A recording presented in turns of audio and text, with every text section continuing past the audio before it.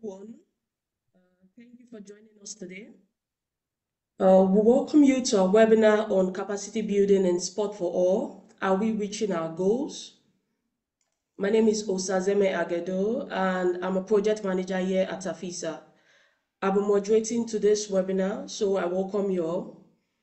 I'm very positive that you enjoyed today's program, as it has been carefully curated with diverse set of speakers and panelists to give you different perspectives on our topic of discussion. Before we go any further, I would also like to advise you that this webinar is being recorded and it will be posted on TAFISA YouTube page and the TAFISA website. All your microphones are being muted by default to ensure a smooth running of the webinar, and we ask that you drop messages, comments, and questions using the chat box on Zoom and the question and answer function also on Zoom. Finally, can everyone please share their name, the name of your organization, and the country you're joining us from in the chat box, so we know the diverse set of participants and audience we have today and where you're joining us from. I already see a lot of comments. I see people joining us from Botswana, from Zimbabwe, from the Netherlands, from Berlin. Welcome. I see Korea, so welcome. Thank you. Okay, so that's enough housekeeping for today, and it's time to officially kickstart the webinar. It's good to know that this is the first webinar in our TAFISA Mission 2030 webinar series. And without further ado, it's my pleasure to introduce TAFISA Vice President, Ms. Catherine Ford, who will give a few words of welcome on behalf of the TAFISA Board of Directors. Catherine, the floor is yours. Good morning, and thank you very much. I should say good morning, good afternoon, good evening, because we seem to have a multitude of time zones as participants. So wherever you are from, welcome. On behalf of the TAFISA Board of Directors, it is my pleasure to welcome all of you to the inaugural webinar of the new cycle of TAFISA's Mission 2030 webinar series. These webinars are designed to enable the global sport for all movement to not only use sport for all to drive social change, but also to provide the necessary tools, knowledge, and know-how to tackle challenges from the local to the global level. Our previous workshops have established a platform that unites stakeholders from around the globe, very much like this one today, facilitating discussions on sport for all policy issues, challenges, successes, and motivations that impact us all to varying degrees. With 73 speakers and 4,179 participants from over 90 countries participating in 13 online workshops between 2021 and 23, we have reached a significant milestone. We are proud of this success and remain committed to further achievements. This new cycle is packed with exciting new topics and innovative approaches under the overarching narrative of new frontiers in sport for all. Our focus will be on broadening perspectives, addressing current challenges, and innovating ways to foster growth and unity within the sport for all community. We are excited to announce that this new series is a co-creation of TAFISA and the IOC Olympism 365, and the launch of our collaborative project, the SUCCEED Succeed framework. We hope you see the vision we have for this project and that you are willing to be a part of it. The integration of the IOC Olympism 365 portfolios and the TAFISA Mission 2030 is a strategic alliance designed to amplify the impact of the global sport for all movement. Through the Olympism 365 initiative, the IOC underlines its commitment to embedding sport into everyday life, fostering equality, inclusion, and peace. At the same time, TAFISA's Mission 2030 strives to address global challenges through sport for all, promoting well-being, gender equality, and social inclusion. We are very thankful for their support. Today, we are honored to collaborate with the IOC Olympism 365 to discuss the topic, capacity building in sport for all. Are we reaching our goals?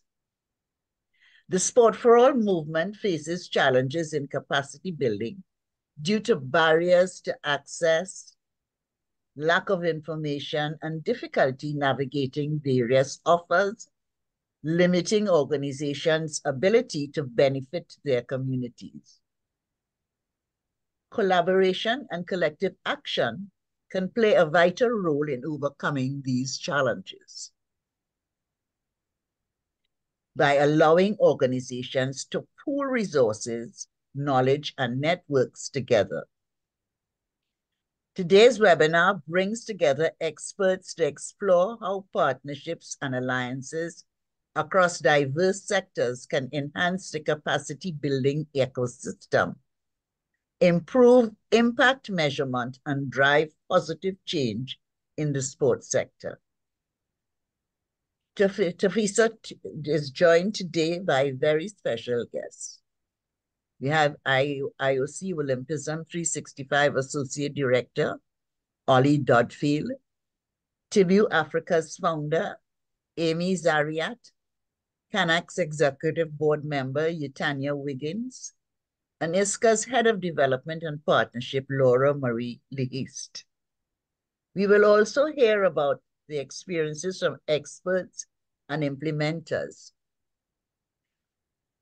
AUSC Region 5 CEO Stanley Mutota and Sport for Life's Senior Manager of Knowledge Scaling, Tyler Moore. I hope I've pronounced that right.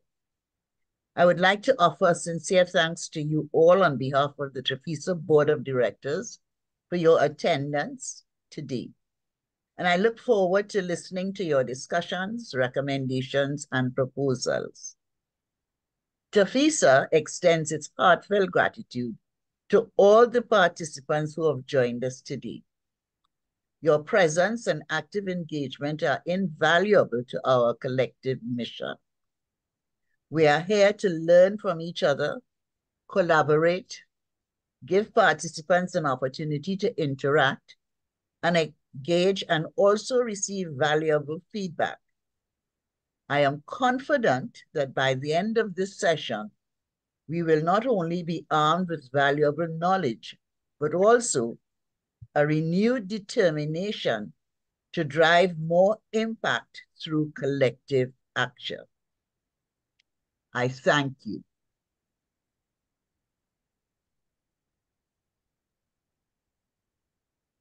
Thank you very much, Catherine, for that words of welcome.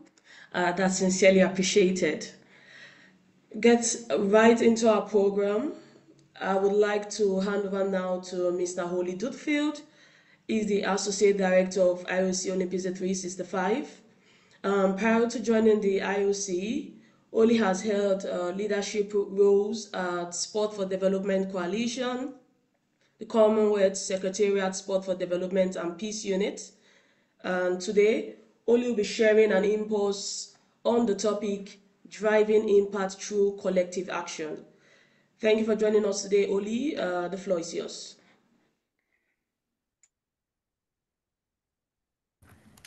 Thank you, Esmond, and thank you, Catherine. Can I follow your lead and say good morning, good afternoon, and good evening to the diverse group of organisations and stakeholders online? Thank you for joining, and thank you to TAFISA for having us today. Capacity building in sport for all. Are we reaching our goals? My job this morning is not to answer this question, but actually to pose a few additional questions. But before I do that, I was reflecting on the headline question that TAFISA set for this, the first of the next iteration of the Mission 2030 workshops. And it reminded me of two situations in particular. And you may well have been or recognize these situations or these stories. The first was actually reviewing CVs for a role that, along with some partners and collaborators, we were recruiting for around managing community programs, community sport for all, sport for development programs. I remember one CV in particular getting past the description or the elements around the job history, the skills, the competencies, was annexed by pages and pages and pages of training certificates, some more formal, some informal. And considering the value of those different certificates really depended on how well I, as the person reviewing the CV, knew the particular organizations that put their logos on the certificates. There also seemed to be a significant amount of crossover between the different certificates and the topics. It did make me reflect, is there a more efficient, more effective way to support the capacity building, support the training of individuals? It then took me, and it actually was only a few months later, to another situation where we're in a meeting with a range of public officials, public authorities. And it was a very action-orientated meeting. At the conclusion, we went around and were discussing, oh, look, when do we feel we can realistically, as a group of organizations, achieve these actions? I remember distinctly the response from one of the colleagues. They said, well, look, next week I have a similar workshop with this partner. The week after this, I have a similar workshop with this international partner. The week after that, I have a departmental workshop domestically. So perhaps in about 5-6 weeks, we'll be able to come back to the actions from this meeting. And again, it made myself, but also colleagues reflect, is this siloing? Is this division up of this work around institutional capacity building the most effective way to progress? And those two stories, or those two experiences, were really central when reflecting on the question that we're addressing today on the Mission 2030 workshop series. And if we take that question and we zoom further back, and if we look at the next data point, I think if we move forward 2 slides, one area to consider is that whether we're talking sport for all, the sport industry more broadly, or indeed wider economic and social development, the Organisation of Economic Cooperation and Development consistently have identified human capital development as a key structural policy priority required to drive improved productivity, to drive improved economic and social development. So training and capacity building. And this positions education, skills development across volunteer through to remunerated roles across sectors as an absolutely key factor, not just in growing a particular area of a sector or an industry, but more broadly in the sustainable development agenda, which we're all signed up to. But actually, at present, the number of young people aged 15 to 24 who are not in education, employment, and training is about 1 in 4. And more broadly, we see that almost 2 billion people who are economically active are in very informal roles without social protection, very informal roles without recognition of their skills or competencies across broader sectors across broader industry or indeed across the education system. And also important to note that of these factors, young people and women are in much more precarious situations. So if we take this specific two examples and stories of the CV and the time it would take because of the siloing of institutional workshops to deliver on some actions, and we take this macro environment around the importance of training, skills development in the sustainable development agenda, it says to us that training and capacity building is absolutely critical and absolutely critical for sport for all. And there is a need to focus on young people and focus on gender inequality. Now, if we take this premise in responding to our question, there's two ways to look at this. A more formal way to improve and strengthen the capacity building within recognised systems, and informal and non-formal. And I do want to touch mainly on the informal and non-formal opportunities to strengthen capacity building in sport for all and more broadly. But if we look just quickly at the formal, there are, of course, accreditation frameworks. There are, of course, qualification frameworks operate at national level, at regional level, that set out what industry, what education sector, what employers recognise as qualifications that are important for the market or the formal economy in which our organisations, our workforce, our coaches, our program managers work in. And if we go to the next slide, you'll see one very recent example, just as a case study. Just recently, a South African qualification authority recognised sports coaching as an area that required a bachelor's level degree at level 7 of the 10 stages of qualifications that you can get within the South African context.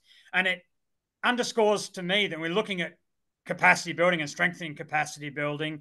There is an important lens towards what are the formal qualification frameworks within countries, within the context which the training takes part, and how is the training offered from my organisation aligning to these qualifications. But I want to park that and look at the informal. If we go to the next slide to look at the informal, I want to introduce or reiterate a concept which is very useful when we look at informal education, informal development, and that is the different types of capital that people can gain. And the idea that there's different types of capital and they can be transferred. So, for example, one type of capital that comes from the philosopher who set out this framework, Pierre Bourdieu, is cultural capital. If I have an education certificate and it's recognised formally within the context of which I'm trying to transfer that capital, it can help me get a job. But there's other types of capital as well. There's less formal capital, and I spoke about it before with the CVs on the back end, with the certificates on the back end of that CV that I was reviewing.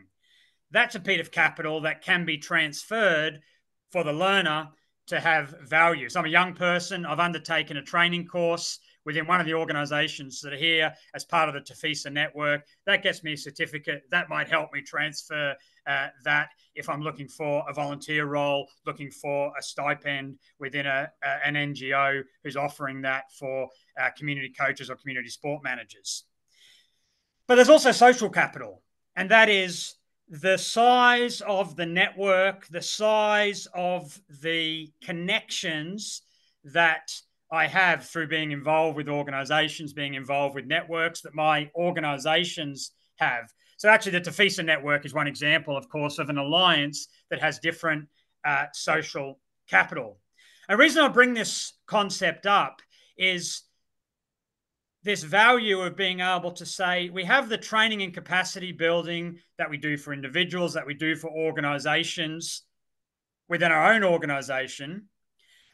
But if we can link that to broader networks, broader alliances, either on the formal side to recognise qualification frameworks or link that increasingly to broader networks and alliances, that's going to help the capital or the benefit for those who are involved in the learning.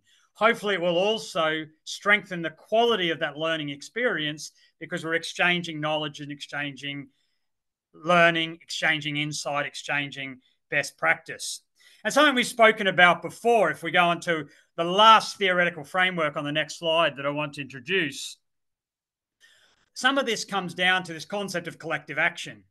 And that is, as organisations within Sport for All, as organisations that are committed to strengthening the people and communities who can access the benefits of being involved in sport, actually working outside of our organisational silos and working collectively is a critical factor, equally a critical factor within strengthening or reaching our goals in relation to building the capacity of the Sport for All movement, whether individuals or as a collective.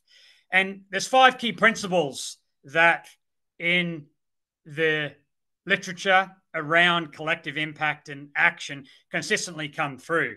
We're clear about a common agenda, both people benefiting and communities benefiting from participating in Sport for All, but also building the capacity of that movement to ensure more people can benefit.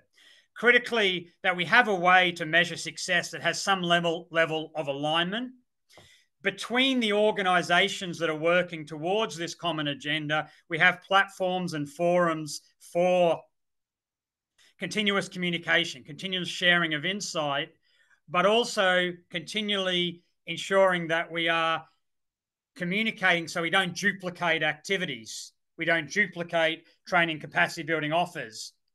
We strengthen our training capacity building offers by learning from those in our network so that our activities are mutually reinforcing. And there's organisations that provide backbone support or secretariats for that activity to happen. And I think this concept is very important when we reflect on the question of strengthening capacity building in Sport for All. Are we reaching our goals? What can we do as individuals? What can we do as individual organisations? But what do we need to do through a model of collective action and working towards a common agenda with a level of shared measurement, with mutually reinforcing activities, continuous communication, and working with a backbone support? But equally,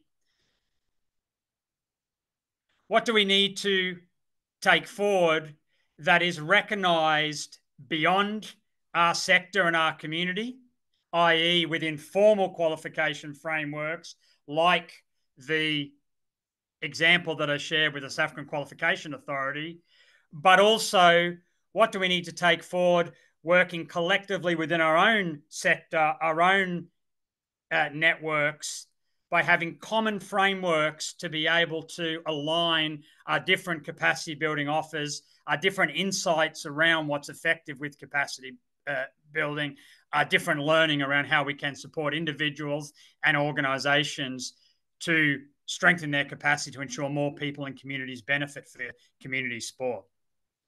And this premise of collective action, this premise of what we need to do formally, informally, non-formally, has really been at the heart of TAFISA and the IOC Throw Olympism 365 strategy, coming together really around this question of strengthening capacity building within Sport for All.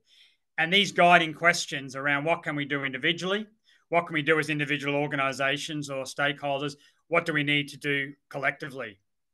And through the rest of today's Mission 2030 workshop, together as IOC and TAFISA, very interested, along with the collaborators that you'll hear across the panel and indeed across the TAFISA network that's joined the call today, around how we can work collectively through this collective action model to strengthen capacity building in Sport for All. And on behalf of the International Olympic Committee, I'd like to thank in advance for your inputs and insight into what I understand is going to be a very collective and interactive discussion and webinar today, and bring us back to a point where perhaps now, perhaps it's in 2 years, perhaps it's in 5 years, we're able to reduce the number of certificates that individuals in our sector are collecting because of potentially duplicative training capacity building offers, because organisations are working collectively. And then we're able to bring more organisations together collectively to look at institutional capacity and not have to wait 6 weeks for us, each of us, to be able to take forward the actions around our common agenda, because we are separating out how we're working towards strengthening the capacity of the sector. And with that, thank you again for the time today and for joining in this discussion.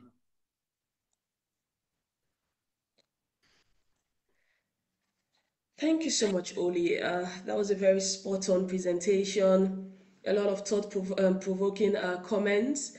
As you were talking, I just kept remembering something my boss always says.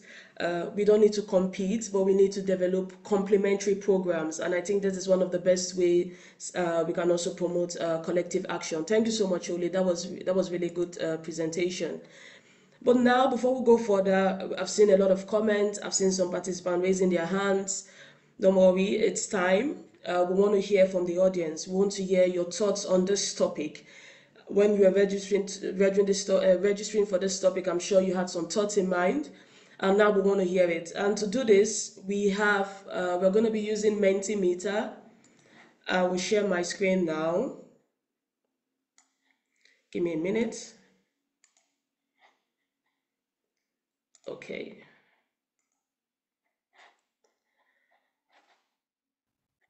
So this is Mentimeter. We are going to be using this for the interactive session today.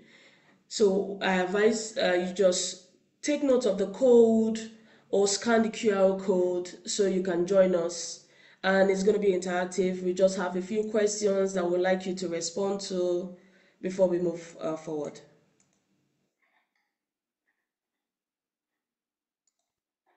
So I just give you about a few seconds to do that. The link is also in the chat box, so you can also make use of that.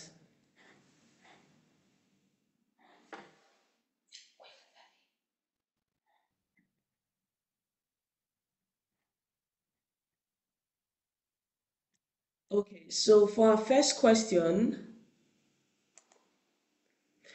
we're asking, what is the biggest challenge or barrier you or your organization face in capacity building in Sport for All?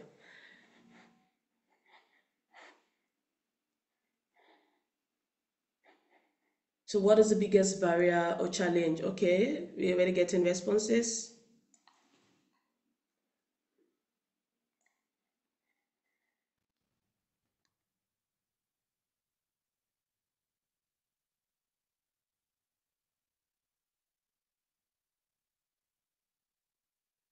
Keep them coming.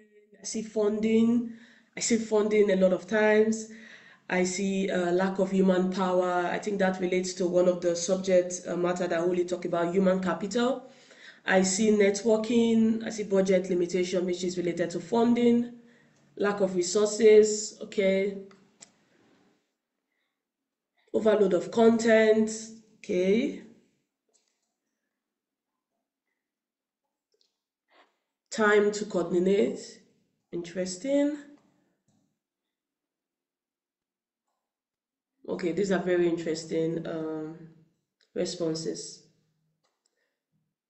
Difficulty in pinpointing precisely what are the capabilities that need to be developed. Okay.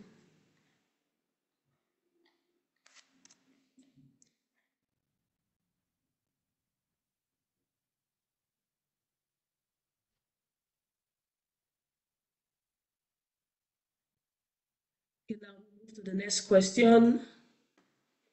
What is the best indicator of success for capacity building initiative in Sport for All? What is the biggest indicator of success for capacity building in Sport for All?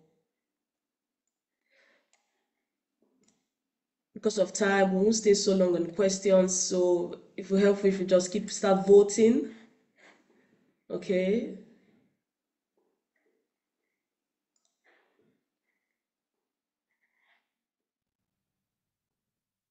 Okay, I can see greater community support and involvement taking the lead.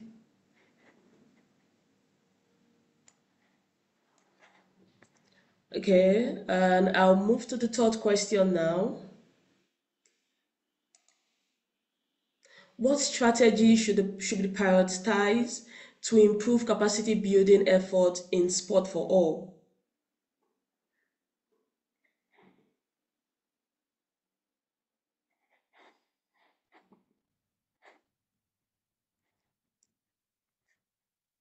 Okay, let's see.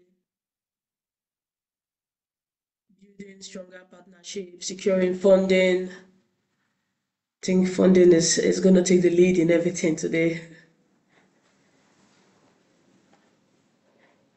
Okay, so building stronger partnerships. Okay, thank you. And we'll move to the next question. Do your organization currently collaborate with other organizations to enhance your capacity building efforts? Okay, it's very good to know that a lot of our participants today are on the side of yes, so we collaborate, we encourage collaboration, because this is very essential to our topic of discussion. Okay.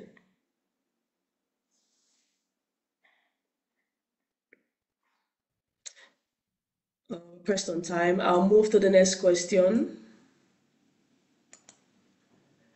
How effective do you think collaboration has been in your Sport for All project so far?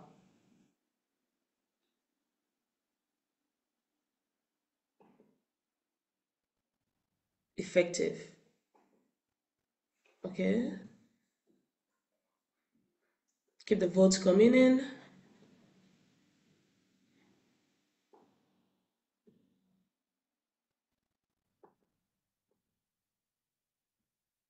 Okay.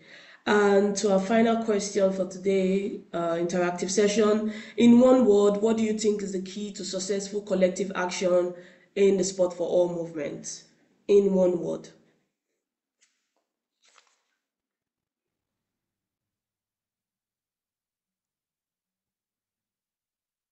Collaboration, communication. See, communication, okay. Partnership, support.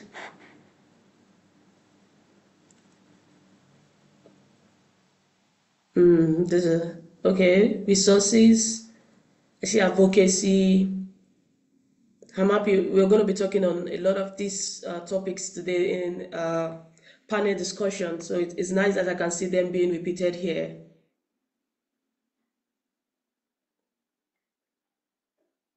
Action, commitment. Okay. And I thank you all for participating in that session. I know you would have preferred a longer time to share more, but we're very pressed on time and we want to go into today's session, our panel session. So thank you everyone for participating. Those were great feedback and comments. It's now time to move on to our panel discussion. Don't forget to drop your questions in the question and answer function on Zoom. It's just below your screen. It's Q&A. And we'll take as much question as time permits during the Q&A session in today's program. We are very delighted that we are joined today by fantastic panelists who come from diverse backgrounds with diverse insights, experiences, and knowledge to share on our topic today. It's my absolute pleasure to introduce our panelists. Joining us today, we have Mohamed Amin Zarat. He is the founder of Tibo Africa, a non-governmental organization that is pioneering social innovation through sports. Welcome, Amin.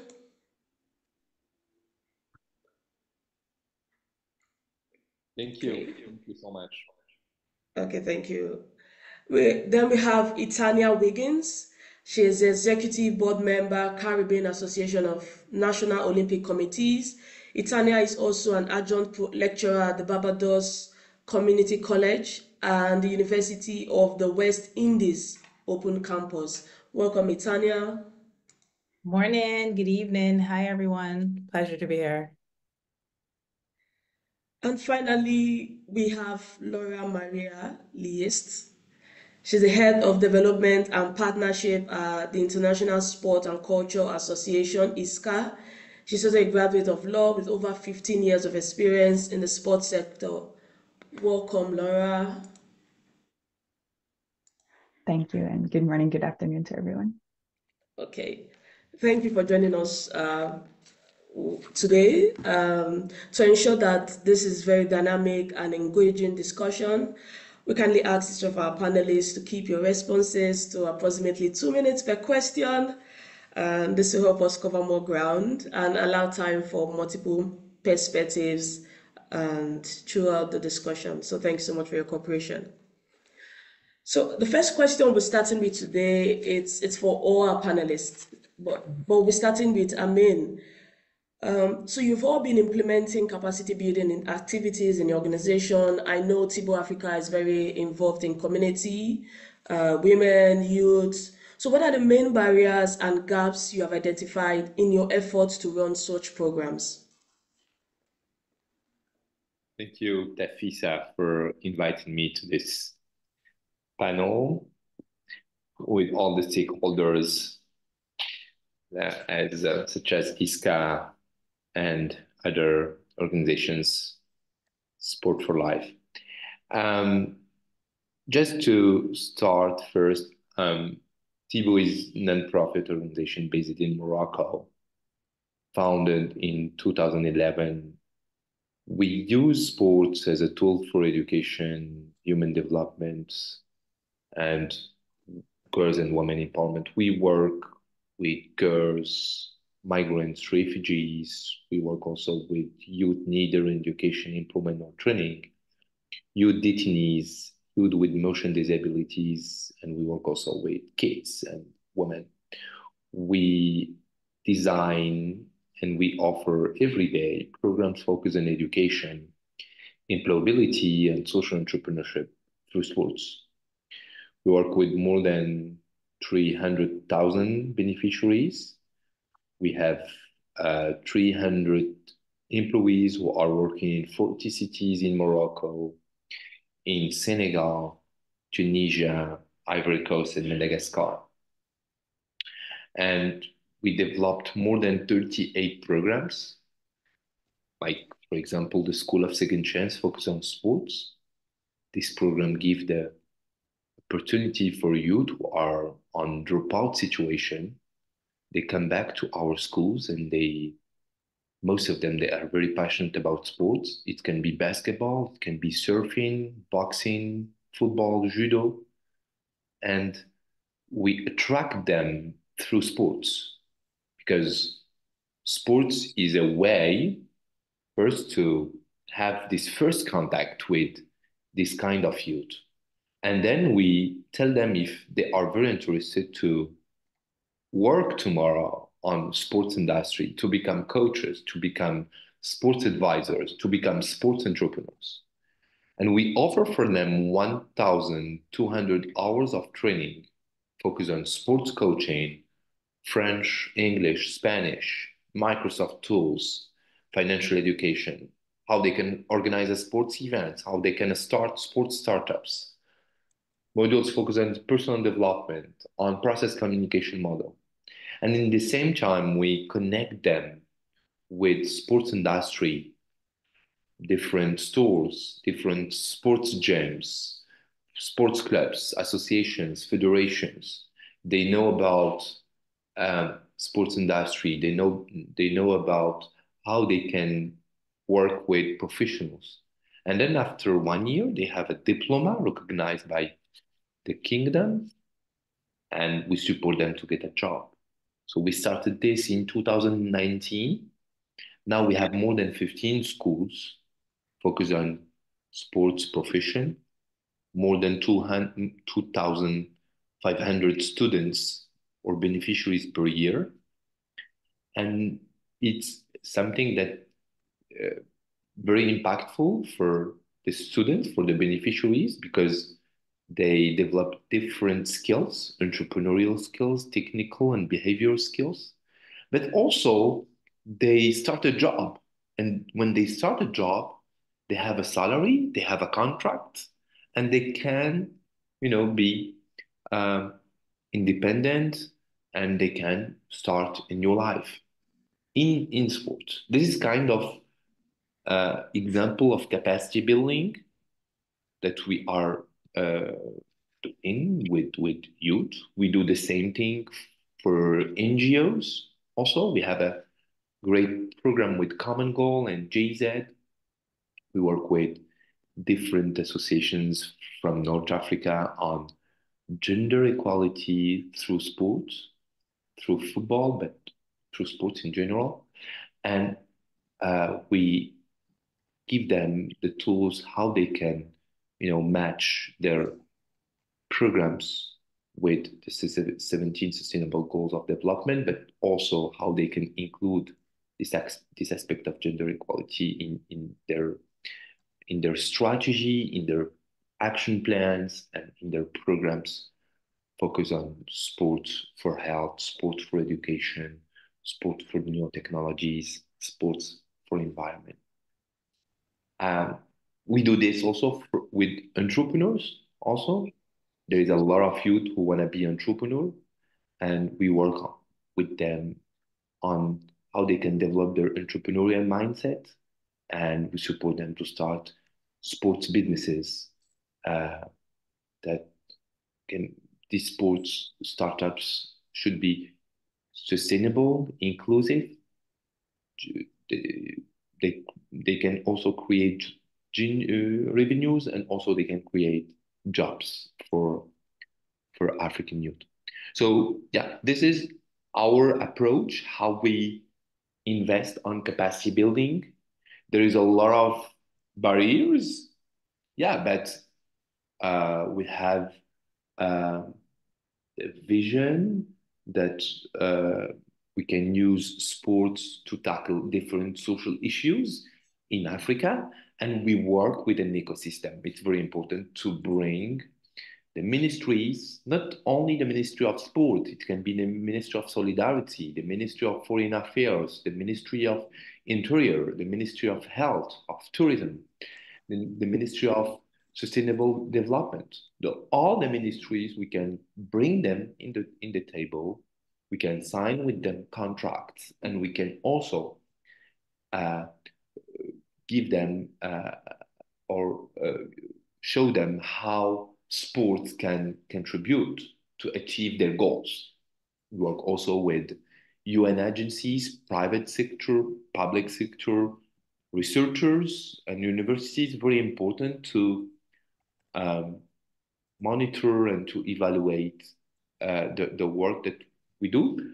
And yeah, so for me, it's very important to bring all the stakeholders in the table. Thank you so much, Amin. Thank you for that response and for giving us a background for what Tibo Africa is doing and how far you have grown. And yes, I'll move to Italian now. Same question, I can repeat it, but just to reiterate, we're really pressed on time, so it'd be nice if your responses or your answers are brief, so that we can cover more ground. Thank you. So, Itania, you've been implementing capacity building activities. I see you've worked with even the Barbados Olympic Committee. So, yes, what are the main barriers and gaps you have identified in your efforts to run such programs? All right, thank you to TAFISA for hosting this, I think, very timely conversation and for your inclusive approach to addressing these issues of barriers in sport for all. I'm honored to represent CANOC. Just to give you a brief overview, we're the umbrella organization for 30 countries within the Caribbean, just to give you the scope of what we do and our capacity building. We have a clear mandate to promote, assist, and encourage Olympicism, sport development, and physical recreation throughout the Caribbean. That's our mandate. So in terms of implementing capacity building, we actually had a needs assessment in 2011, and we're going to talk about that a bit later if time does permit. But coming out of our needs assessment is where we started to push forward or capacity building. We had 3 priority areas that came out from our membership. So those were the areas that we would have focused on over that period. Some of the barriers that we would have recognized in implementing these priority areas that were identified by our 30 members was that some of our organizations face limitations due to, and looking at your Mentimeter speaks to it as well, limitations due to a shortage of professional staff. And in some cases, the organizations are somewhat hesitant to engage such staff, as some of the professionals may often perceive this as not a source of where they want to be. So those were some of the barriers. And what we found is some of our Olympic committees who we work with lack the necessary capacity, but are sometimes reluctant to acknowledge this deficiency. So we have worked within CANOC to start establishing systems to encourage a shift in the mindset, which we think is essential as we go forward to running efficient national Olympic committees within the Caribbean. And I can expand on that a little bit later. Thank you. Thank you so much, Itania. That was, and I do hope that we have the time to talk more on your need assessment, because it'd be very interesting to see the information you got and how we can talk more about that. So, Laura, over to you. So, what are the main barriers and gaps you have identified in your effort towards SOIC program? I know you've been involved in capacity building at within organizations, individual level, and sectorally. So, what have you noticed? Thank you for the question, and I'll just complement to what was said already. And just a quick update on ISCA, that we do work as an umbrella association as well. So we do mostly work with organizations who work with individuals. So it's a little bit different approach compared to TIBO in Africa, for example. But some of the gaps and barriers that we've seen in our capacity building activities is to actually understand if the organizations have the capacity to absorb the capacity building. I hope that train of thought makes sense, but it's just sometimes we see that the grassroots organizations, grassroots sport organizations are very focused on delivering the activities on the ground. And this is the main job and the work and the impact that they want to have. So it's often difficult to make time for extra kind of activities. And then we run into things of people doing it after their regular working hours, which may not be that regular, or you might not even have working hours because it's a voluntary-led organization. So a lot of it is reflected on the capacity that exists in the organizations and the big variety of organizations that we have. What is their maturity level, the size? Do they have systematic institutional funding? Do they need to struggle for that? And funding was mentioned a lot on the Mentimeter. So this is also something that I would like to dive deeper into during the discussion. And a few more of the barriers and gaps that we have identified is how to ensure that we reach a wide audience, and that we have materials that are applicable to many different beneficiaries, but also recognizing at the same time that one size doesn't fit all. We have so many different cultural contexts, diversities, local contexts, the nature of the organization. So how do we ensure that we offer effective support for them and the capacities that it takes from us as an umbrella organization to do that? Because we would love to give individual support, advice, questions to more organizations, but it also, it takes a lot of our own resources from our side. And then maybe one more thing to this question is also the communication and marketing of the resources that are available, so that they reach the right target group and that there is general knowledge and information of what is available out there. And this is also something that Ollie touched upon on the kind of, so we wouldn't replicate the resources that are there, but we should pool the resources that we have, that they would be complementing to each other, and that we ensure that we cover a wide base and understand what is really needed from the sector, how do we cater to it, and how do we communicate so it would reach the correct and the right target groups who would benefit most from it. So I think this would be my first reflections to the question. Thank you. Thank you so much, Laura. You raised some interesting point there, and I want us to stay on the point you raised, and still on you to respond. You talked about the first statement you made was how to ensure that the organization have capacity to actually absorb the capacity building. So based on your experience and your work, so what do you like? What strategy have you used, or have you used, or your organization used to actually achieve this or break these barriers or cover these gaps? I wish I would have the magic bullet kind of solution. This is an ongoing work that we have, and I think a lot of the actors in the sector are thinking about the same things. But one of the key things that I would mention is that us as an umbrella organization, we want to help the grassroots sport organizations to deliver the best sport for all programs that they can on the ground. So we can also take more of the workload when it comes to administrative issues, when it comes to funding, for example, guiding them through the processes, because we don't want the organizations to get buried with administrative workload when it comes to applying for these things, even applying for fundings and adhering to the eligibility rules, or sometimes a funding application is only open for 2 weeks, or the training that you want to apply to takes 2 working days to apply because the form is so extensive. So also guiding and helping to make sure that the administrative burden is lowered so more people would have access to resources, funding, but also training opportunities. So taking into account the kind of context that we're operating with. So maybe that's my first reflection. Thank you. Okay, thank you. Thank you. I like the way your response cut across the various needs that you have also identified. And I want to pose these questions to Amin because I know your organization is also involved in a lot of innovative practices in sport. So what social innovation practice or innovative practice have you seen can actually help bridge these barriers or cover these gaps, like some of the gaps that Laura has mentioned also? Yeah, let me give some concrete examples. Morocco hosted in 2022 the female African football cup, and as an organization involved in sport for development, we said how we can be innovative and how we can give the opportunity for girls to be, active and to be in the game.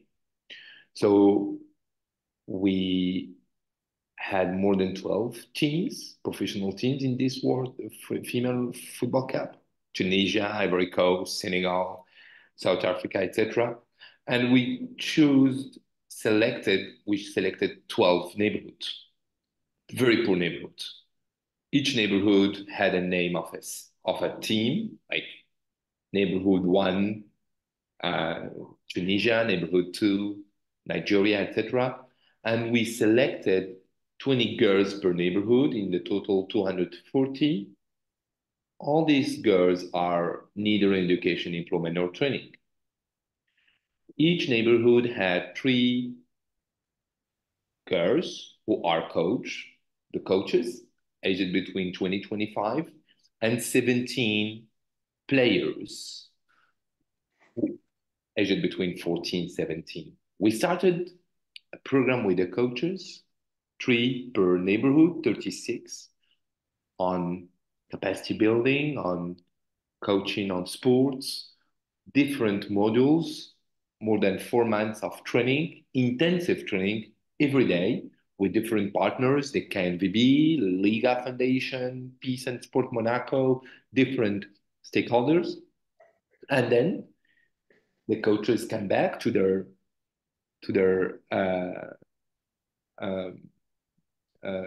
neighborhoods, and they started sports activities, day-to-day activities for the girls, with the girls, focus on football for teamwork, for respect, etc. And then we organized a tournament and we had a winner. But it's not the target. The target was to support the coaches to become coaches, professional coaches in different clubs, because in all the neighborhoods, there is no female coaches. There is only men coaches. So it was an opportunity to promote these girls and to promote their talents. The second target is for the girls, child, or the girls aged between 14, 17, it was the opportunity to give them the chance to come back to the school. So we are also working on fighting against dropout.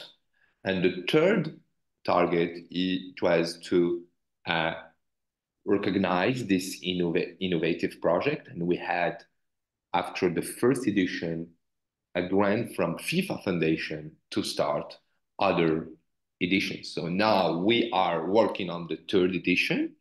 It will be this year.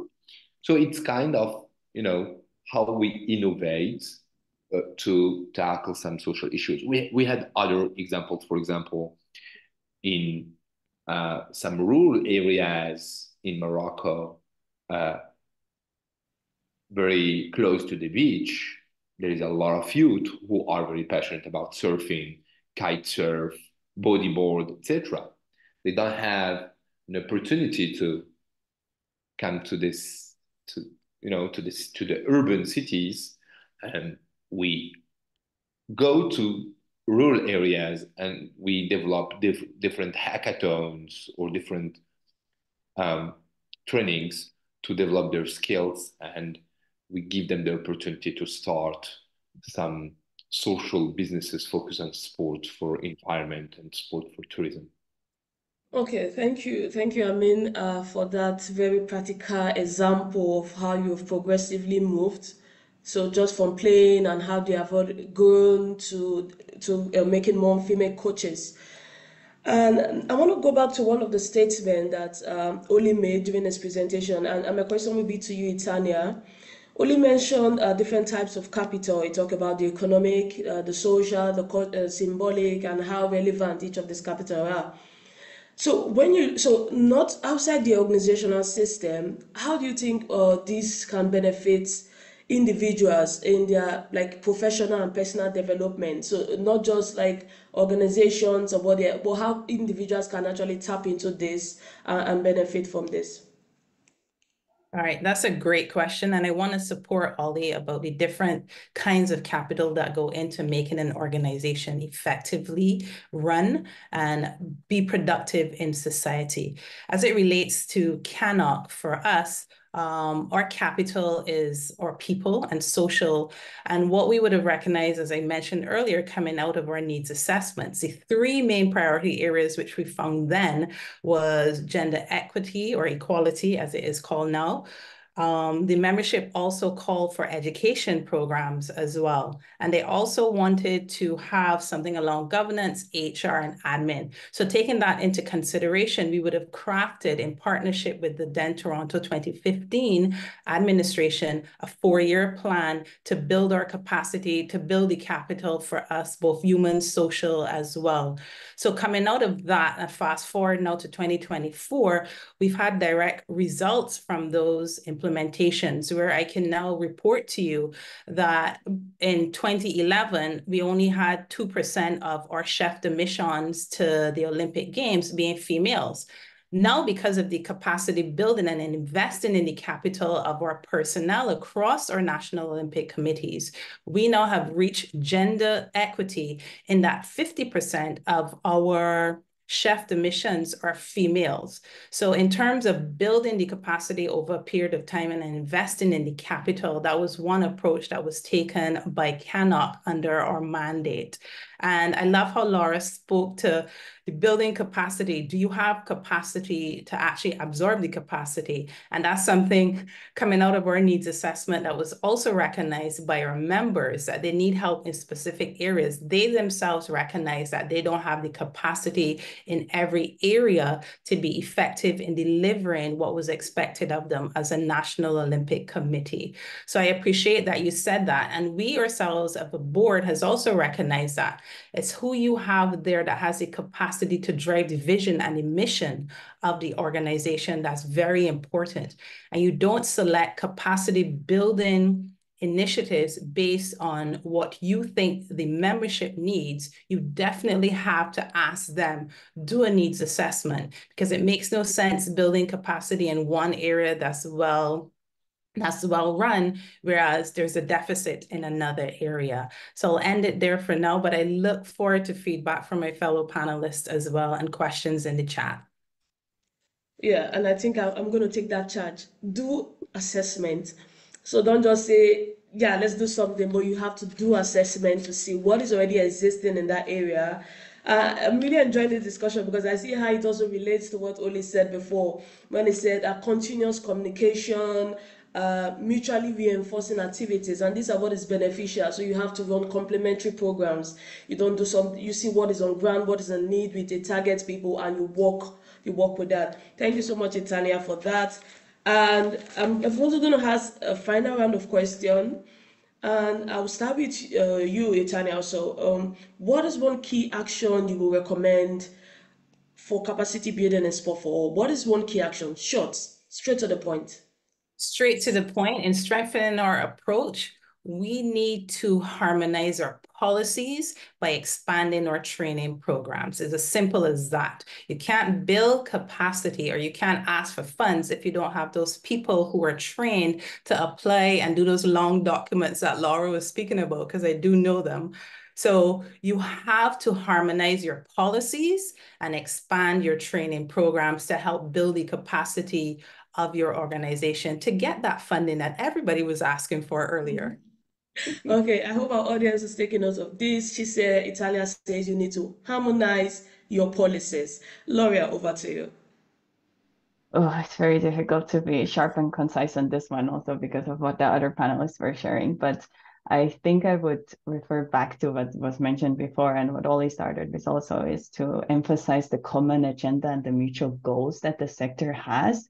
So we use this to communicate outside of the sports sector. What Mohammed was also saying earlier about the Ministry of Solidarity in Morocco, if I understood correctly. I love that ministry, by the way, but also to make sure that we find that common ground and the mutual goals we have and collectively advocate for that, because that will help with the capacity of the whole sector, of the sport for all sector.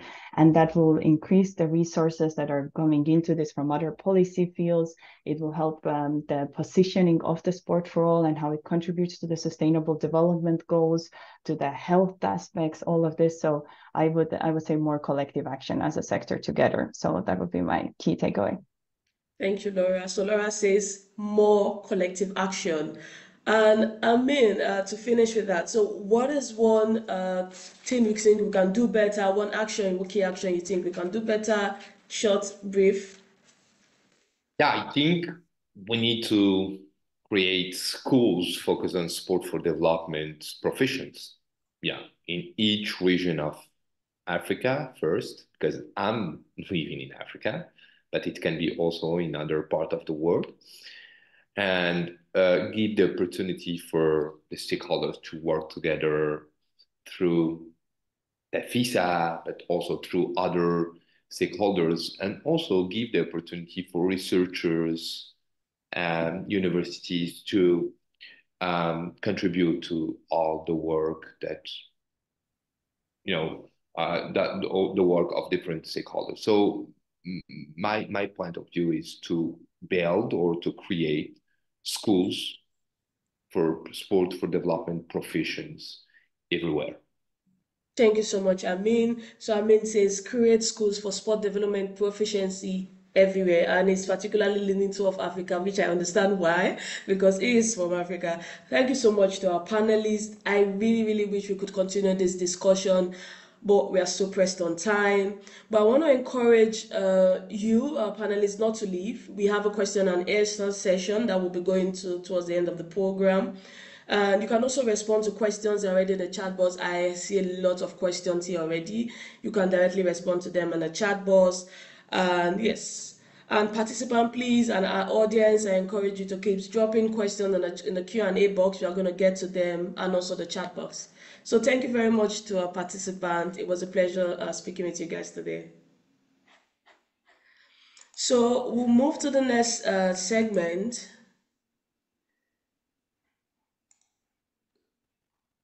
So we'll now move to one of the highlights or the major highlights of our program today, which is the launch of Succeed Framework. I will hand over to Mothibi. She is the senior manager at TAFISA who will lead the launch. Over to you, Hame.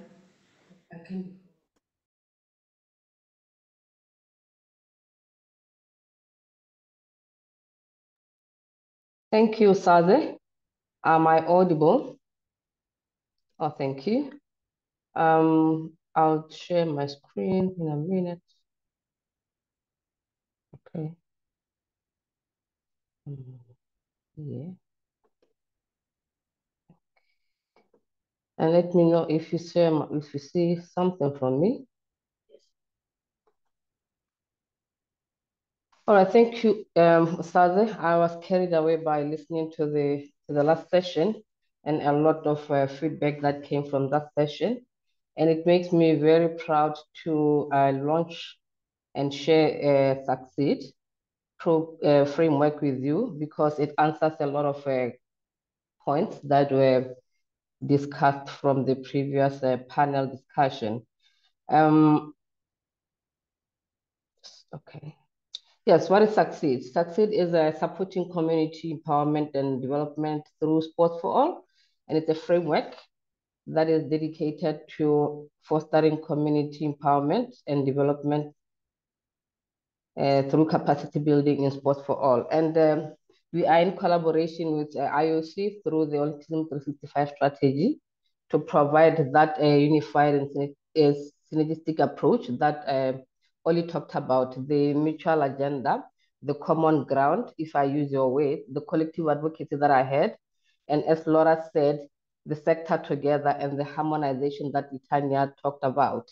So that is, in a nutshell, what Succeed is going to be all about. And that is why I'm saying I'm happy because now we are all talking the same language, and this framework that we are launching today would definitely be responding to all the comments that I see on the chart and also from the discussion that we had just now.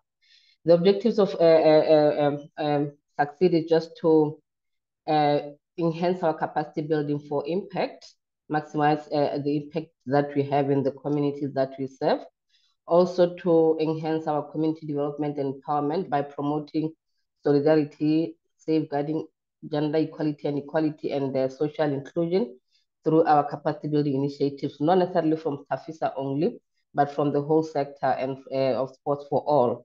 So we are going to be bringing together different capacity building initiatives together under this framework so that we can be able to enhance our community development and empowerment.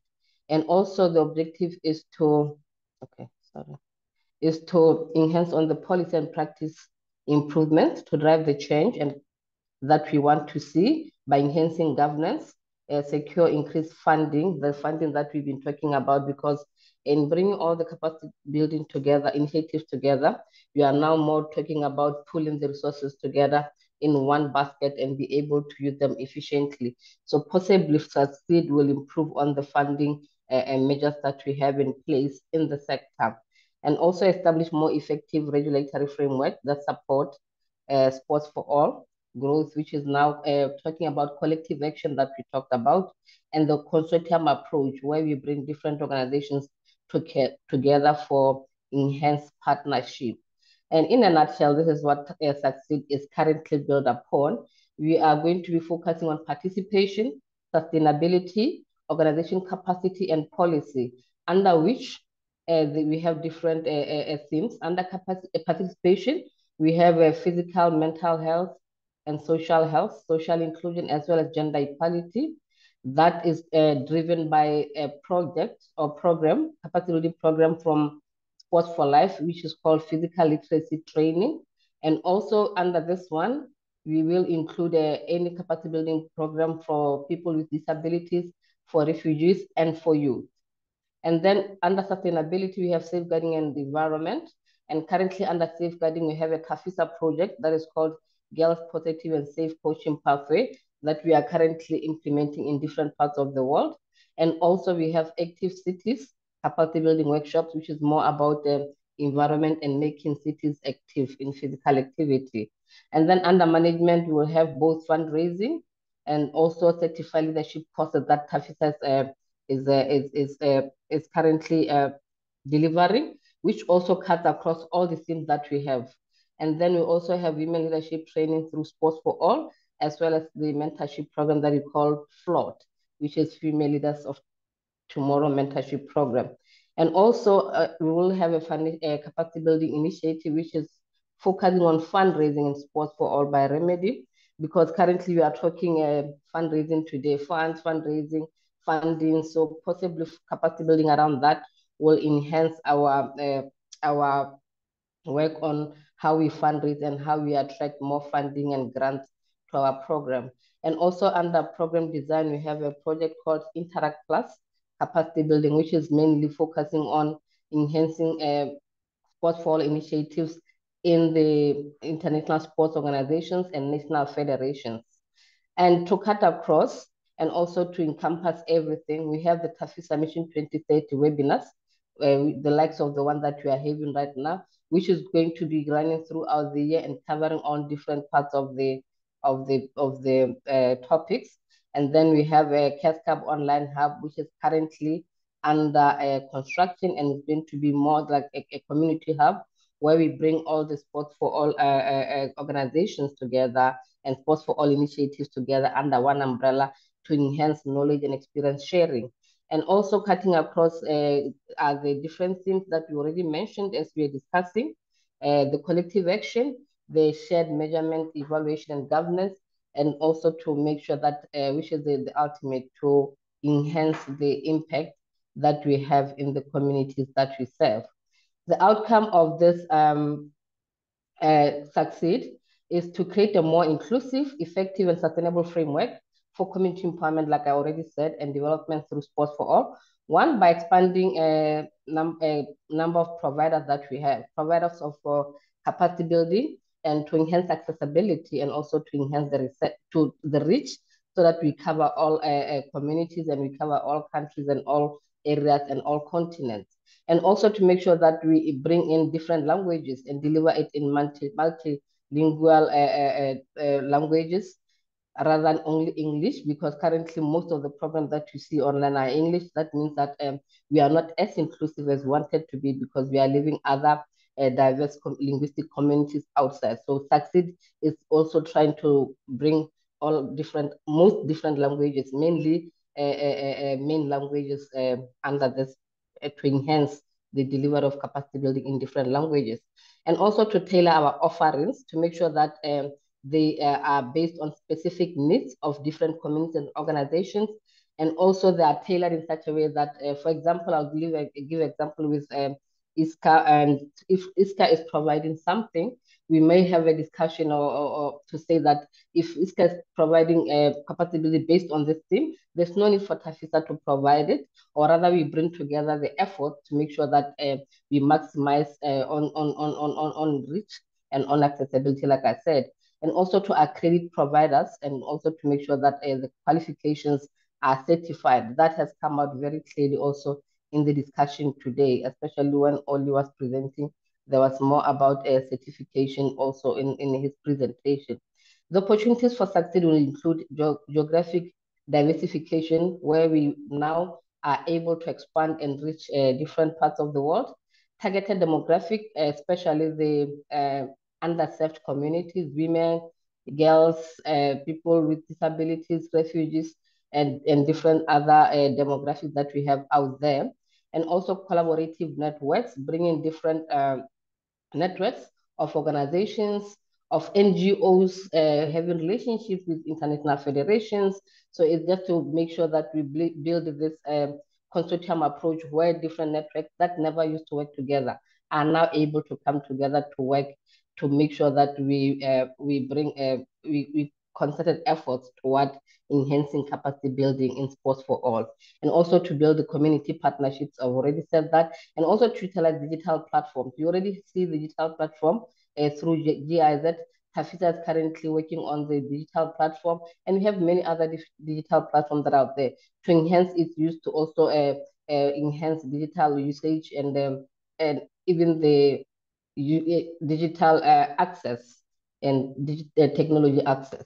And then another opportunity exists in developing innovative and customized solutions to capacity building, as well as enhancing fundraising initiatives and expanding on advocacy campaigns to have this collective advocacy through the network that we would have built through Succeed, and also stakeholder engagement to bring as many stakeholders as possible, government and governmental, also, as Tanya has said, to make sure that we enhance on policies that are there that support capacity building for employability, capacity building for qualification, and so on. And lastly, for a long-term community engagement.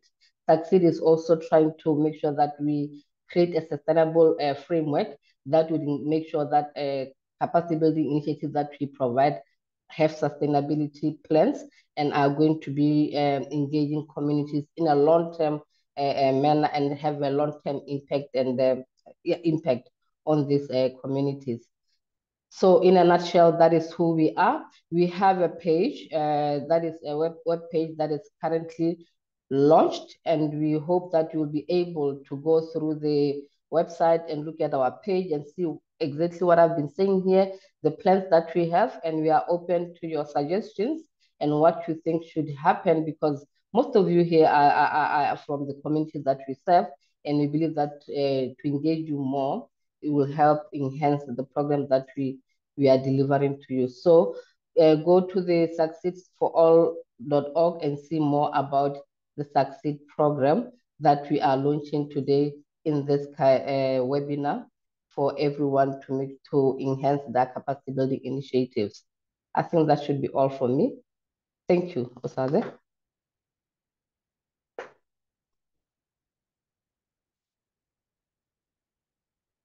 See, thank you so much, Hame. Okay. Yeah, thank you so much, Ame. I'm very excited about the launch of the vision of this project or the framework. And I do hope you see ways that you can connect or you can key into this framework, and actually we can all build on it, work together. It's still on the team. We've been saying all day, collective action, shared impact. So we hope we can achieve that. So we'll quickly move to the next segment, which is the case studies. To get more practical perspective on our topic today, we have two short case study presentations. I will now welcome Mr. Stanley Mutoya.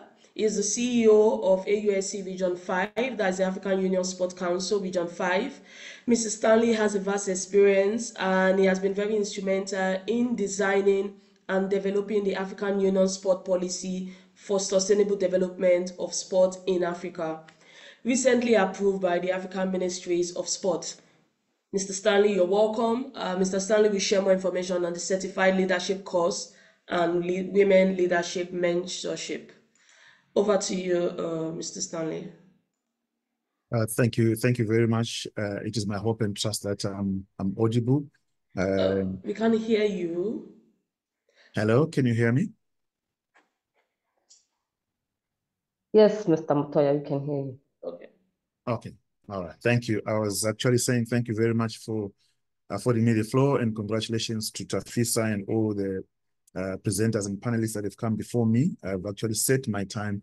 I have exactly 5 minutes to share with you briefly on the Certified Leadership course as a case study, as well as the Women Leadership Program in the African Union Sports Council Region 5. And I do note that we are in various territories, so wherever you are, let me greet you. I know we've got different time zones, and I'm hoping that I find all of you are. Let me start by saying that the TAFISA Certified Leadership course for Sport for All is a project that we are executing as Region 5 in line with our existing partnership agreement between TAFISA and Region 5, where we've got areas of collaboration, and one of them being the delivery of the TAFISA Certified Leadership course. And as Region 5, because of the context of Africa, which is different from other territories, we had to engage with TAFISA to ensure that we conceptualize the Certified Leadership course into the context of African modalities. And I'm glad to say that we were able to agree that we would scale it up to our context and looking into some of the matters that Ollie was talking about earlier on. Our concern is the issue of broadcasting certificates, and we don't see the impact out of the improvement in our sport. There's a whole lot of courses that are being run in universities, in NOCs, in colleges, and some individual private institutions. But the question that we are asking as Africa is, where is the impact? And how do we ensure we look into the pedagogy of delivering some of these capacity development programs in such a way that it's not more about focusing on the certificate, but we look at the outcome and the impact of what we want to see. We want to see behavior change in terms of the episodes that we execute. So we are glad that in that context, we agreed with TAFISA, and we've been delivering the COC in that manner. We are not much concerned about the numbers, even though we want to build up to numbers ultimately, but we are worried about the quality of the cadres that we are releasing out of our programs.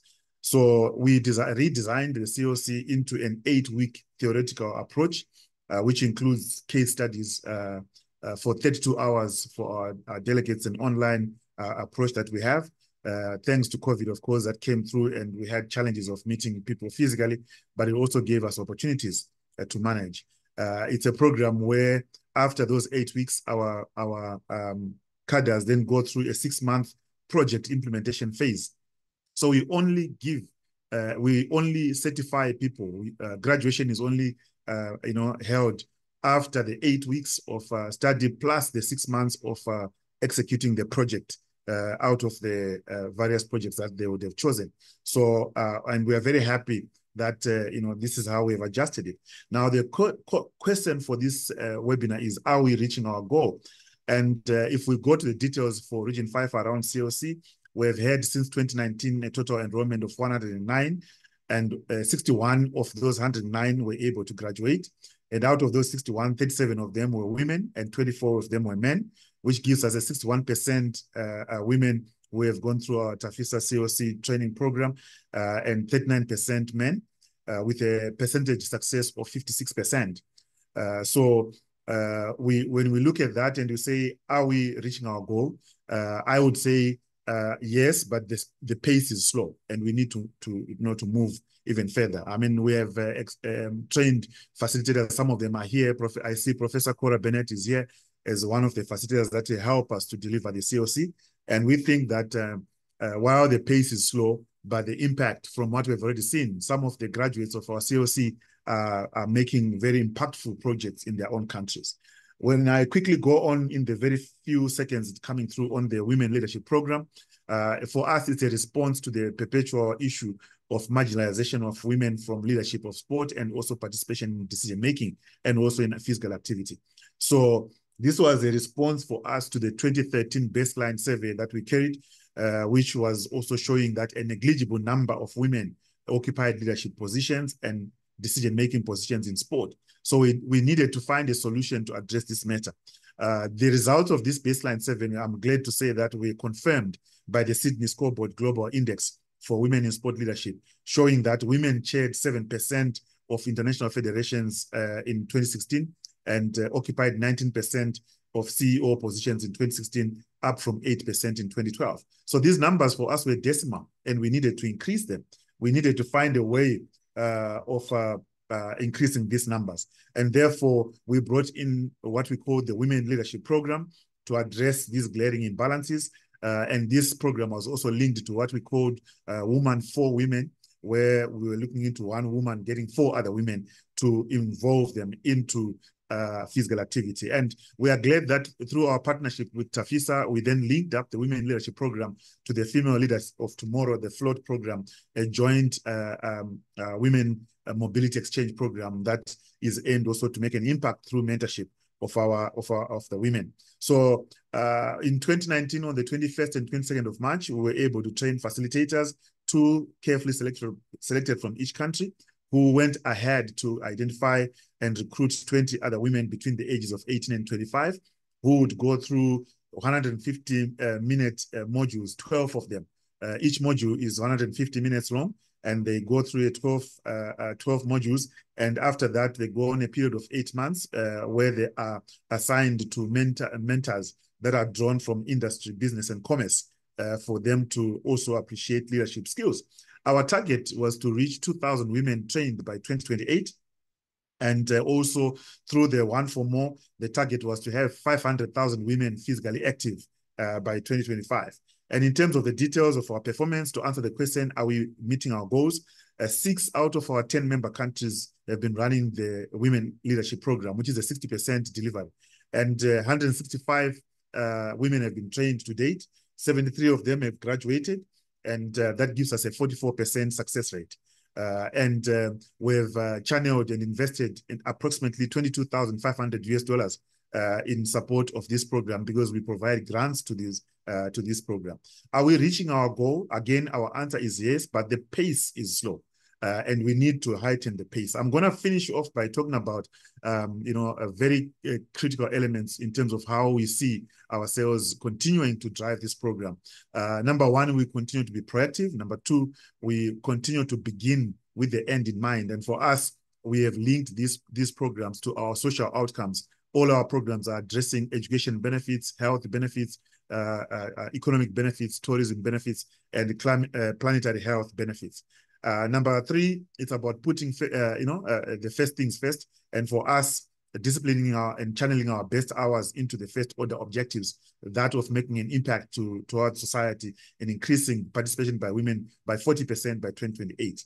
I'm just completing and concluding by saying that for us, we see these programs making an impact to society and addressing what we would call character ethics and personality ethics. And we believe that while we may not have reached our targets now, we are driving towards attainment of that target, because like Steve Covey says in his book, 7 Habits of Effective People, he says the way we perceive a problem is a problem. And so we are trying to redefine the challenge that we have at our hands to ensure that the program delivers and move us out of our comfort zone by creating what we are calling an intersection of knowledge, skills, and desire. So I would end there, and of course we'll be available to have conversations outside of this webinar if anybody has got more interest to know how these two programs are running. I thank you, Madam Moderator. Thank you so much, Mr. Stanley, for that presentation. I see it's very nice it's very important when we hear what's currently happening on ground and what organizations are currently doing. And I guess I was wondering if anybody's going to answer the question on our topic. I guess Mr. Motoya has responded to that. Are we reaching our goals? He said yes, but the pace is slow. And I hope we can pick up the pace with the Succeed project. I'm going to briefly share my screen. So I just want to make a correction. So the website for the Succeed is succeedforall.com, not .org. And this is what you should see when you open it. So this gives a brief overview of what my colleague Hame had said and all the initiatives and outcome for the project. So it's succeed.com, not .org. Thank you very much. Now we'll move to our second case study. This will be done by Ms. Talia Moore. She's the Senior Manager of Knowledge Scaling for Sport for Life. Ms. Talia oversees the development of Sport for Life Comprehensive Educational Program, and she'll be sharing on Sport for Life Physical Literacy Program. Over to you, Talia. Thank you so much. It looks like I'm not able to share my screen right now. Okay, just give me a minute. Yes, you can share your screen now. Perfect.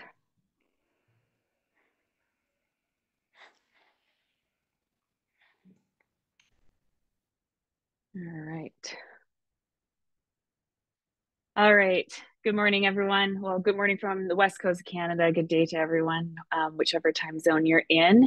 And thank you for having me today and for TAFISA for bringing us all together with this kind of shared common vision and goal. It's really great to be hearing some of the conversations that have been happening. I'll try to be really quick. I know we're at time here, so I'll fly through as quick as I can. My name's Talia Moore. I'm the Senior Manager of Knowledge Scaling with Sport for Life. For those of you who are not familiar with us, Sport for Life is a nonprofit organization that acts as a catalyst for change nationally and internationally within the sport and physical activity ecosystem, with an emphasis on providing equitable access to quality sport and physical literacy experiences. One of the ways that Sport for Life makes its impact is through our educational products and services. That's particularly the role that I play in the department that I'm in. And these are designed to increase capacity and support the training of sport and physical literacy leaders. Over the years, we've had a number of people engaged through our products and services, with this most recent fiscal year impacting over 2.8 million people. So in order to further our impact, we did kind of hear the feedback, and we put together kind of a bundle of the existing products and services along with some new content. And we did create our Sport for Life educational program, which does feature a series of certifications. The objective of this was to promote quality physical literacy and sport experiences by supporting the capacity building amongst leaders and champions worldwide. Prior to launch, we thought, let's just see who's out there, who's listening, who's interested. And we did start to link an expression of interest list where we just started collecting names. We had a fairly informal approach, but we tagged it in some of our social media posts, added a link to some of our emails, and we quickly were amazed to see that we had over 400 people expressing interest specifically in our certifications, with representation of over 35 different countries worldwide. So while Sport for Life has been working globally for quite some time, it was really great to see that kind of global interest in our certifications specifically. Today, I've been asked to share specifically on our physical literacy certifications. We do have 3 streams, 2 of which focus on physical literacy. So we have a physical literacy leader and then a school physical literacy leader. These certifications equip leaders to foster belonging and create quality physical literacy experiences in the community and school settings. All right, the first one here is our physical literacy leader certification. It consists of 3 different levels, progressing from a foundational knowledge to more advanced. Level 1's available now in English, with French being launched later this year. And the release of level 2 and 3 will be staggered throughout the year. This particular stream targets those working in recreation and health sectors, whereas our school physical literacy stream is in development with the hope to be launched later this year, and it specifically supports the education sector, elementary school teachers, and school administrators. So when I was first asked to present today, I thought this was a great fit in terms of what we're trying to do and TAFISA's vision, mission, international advocacy, and emphasis on capacity building. We see our certifications as a valuable tool that could be shared internationally to promote that inclusive, accessible, high quality physical literacy experiences for all, and to support that capacity building at the community level in a way that can allow for impact. Some of the opportunities that we're exploring now are collaborations with post-secondaries, where we are talking to faculty in various colleges and universities to look at embedding some of the certification content within their curriculum. So students have the opportunity to pursue certification if they choose to. We've seen a lot of kind of support through this post-secondary across Canada, but also internationally. And so it's seeming like it's going to be a really great fit to provide that opportunity to students. Additionally, we are working with recreation organizations and sport organizations to support the onboarding and training of staff. So if you scan the QR code here, you'll be able to find a bit more information about our certifications and some of the content that's included within the certifications. While we've created this program, it's not our intention to work in a silo, as was previously mentioned earlier today. Our ultimate goal is to work collaboratively, collectively with other organizations so that we can reduce some of these redundancies and overall just have that goal to enhance the capacity of the sector. We're early in our journey. We are still engaging in discussions on how to enhance this programming and impact. So I do encourage any and all of you to reach out to me if you see opportunities to have this kind of mutually reinforcing training. I'd love to discuss that further with you.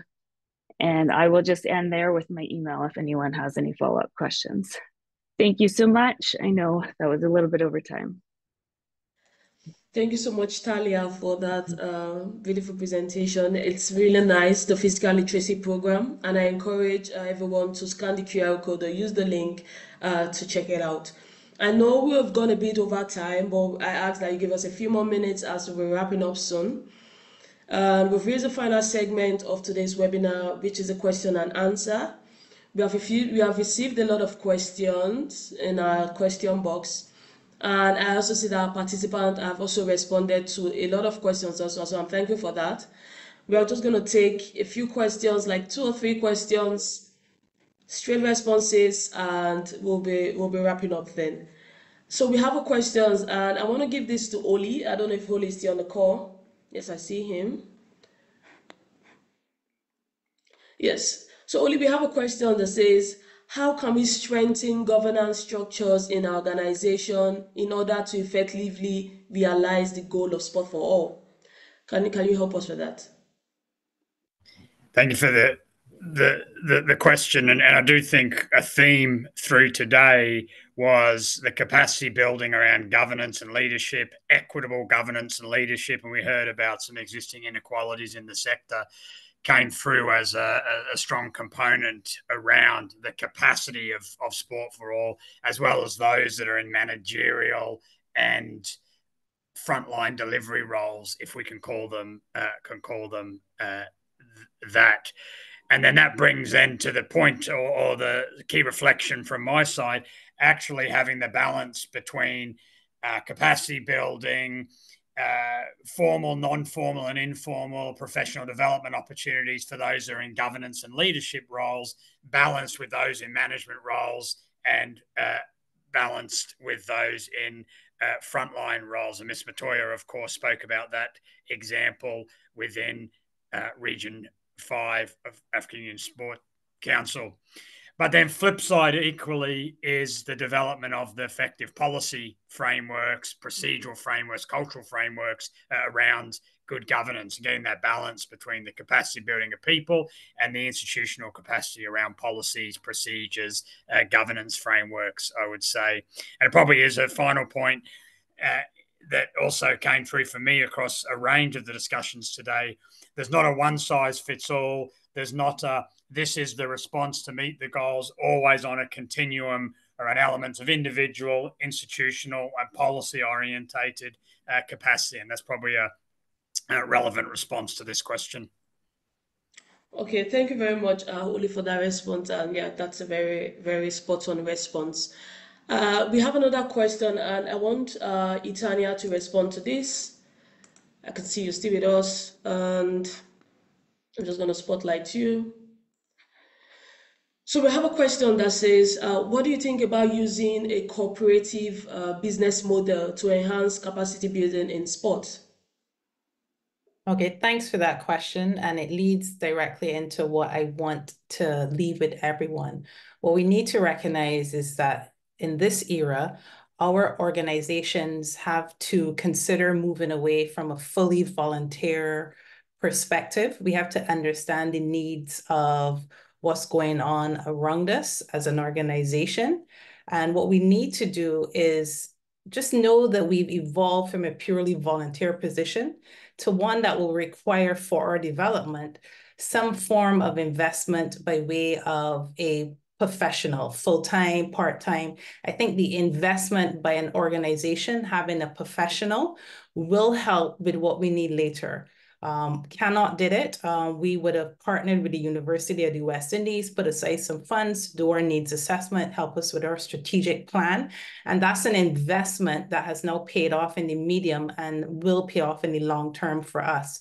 So if I had to give one advice to the organizations that are here today, think about taking that investment in having a professional, and that would pay benefits later to help building your capacity, then to have somebody internally who can write those grant proposals for you, who can fill out those long documents. So then the results at the end will be getting the funding that you say you sorely need to help run your organization. So small investment at the start to pay off in the long term in terms of capacity building. That would be my response. I hope I answered the question.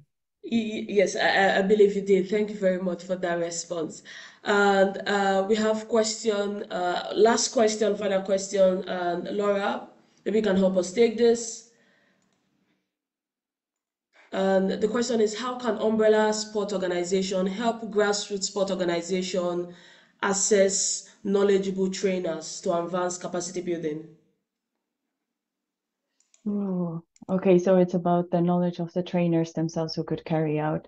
I think this comes back to what the other speakers talked about when it comes to certification of the trainings and the modules, and to working more closely with the education sector as well. And there are some great organizations out there who are specifically focusing on this topic. So I think this is really kind of a cross-sectoral approach to make sure that we work with highly qualified trainers and that we have a framework around it. So I think Succeed that was presented will also cover this a little bit. So looking forward to that one. But yeah, a tricky one depending on the context.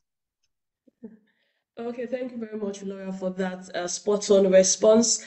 And